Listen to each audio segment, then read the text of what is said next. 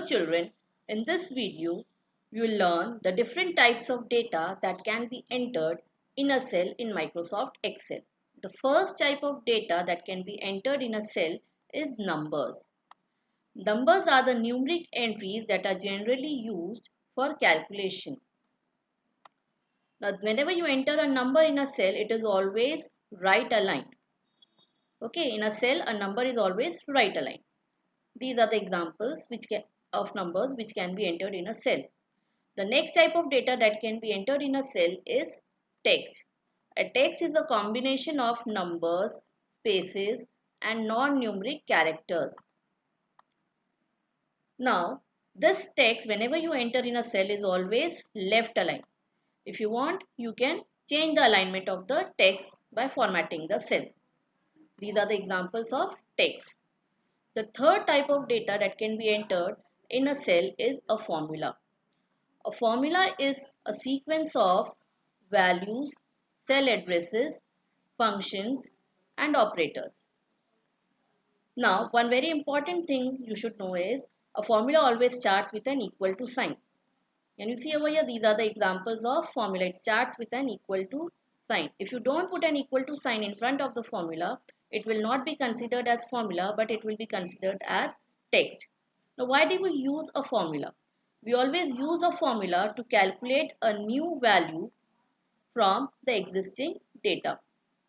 For example, in this table, you see children, the formula is C2 multiplied by D2. So, if you change the value in the C2 cell or in the D2 cell, the formula will be recalculated and the result will appear in E2 cell. Now, let's practically see this, how it happens. So now this is my worksheet. In the worksheet, I have typed a table. This is the mark sheet table. Okay, so this is the header row of my table. That is all the column headings appears over here. The first column is the names of students and the next column is the marks entered for that subject. The English marks, maths marks and science marks. And then the last column is my total column. Now, these are the names entered in this columns. I will just enlarge the column so that I can see the complete heading. Now, these names entered, the data type of these names is text, whereas the data type of these marks is numbers.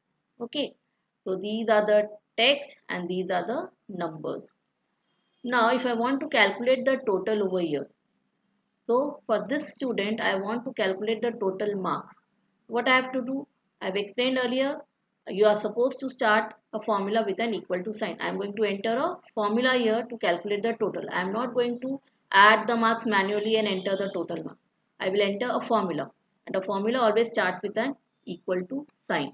I put equal to sign over here and then I am going to click on this cell. I want first cell to be added is this B2 cell. I'll click over here. Then I'll put the addition operator, that is plus sign. Again click on the next cell, put the plus sign. The last cell you can again click, it will appear over there, the cell address will appear, but instead of clicking I am now typing over here D2. Okay, you can type in capital letters as well as small letters, no problem. D2. Once you have finished entering the complete formula, you are supposed to press the enter key. As soon as you press the enter key, you can see the calculation has been done. That is, whatever was the content of the cells which were there in the formula, the contents have been added because I had put plus sign over here, plus operator I had used, and the result of the calculation appears here. You click on this cell, you can see that the content, actually what is there entered in the cell will appear in the formula bar. Whatever you have entered, suppose over here I have entered 78, 78 appears in the formula bar. Here I have entered marks, so the marks will appear in the formula bar. But here I have entered a formula, so the formula will appear in the formula bar. And the result of the calculation of that formula will appear here. Okay children. Now suppose if I don't put an equal to sign, I'll show you, I'll give you a demo for that as well. I'll not put equal to sign for the formula here. Directly I will type the name of the cell. B3, then plus C3 plus D3, and I'll press enter. See what happens, children?